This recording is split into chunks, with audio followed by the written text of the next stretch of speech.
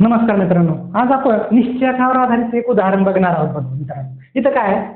इथं 4, 2, 3 आणि 7 याची काय दिली तुम्हाला, या निश्चयाची किंमत तुम्हाला विचारली.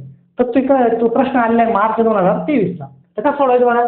इथं आपण काय करणार, 4चा आणि 7चा गुणाकार करणार, नंतर 2चा आणि 3चा गुणाकार करणार. तर कसं लिहायचं, 4 इथं लिहू आपण, 4 गुणिले 7 वजा 2 गुणिले 3 बरोबर 7चा आणि 4चा गुणाकार 7 चोक किती होईल, 7 चोक 28 होईल मित्रांनो. 28 वजा 3 दोन किती होईल, 6 होईल. आणि मग याचं उत्तर किती सांगा बरं. 28 मधून 6 गेले, उत्तर किती नाही, 22. हे झाले उत्तर. या पद्धतीनं निश्चयाचं उदाहरण सोडवायचं.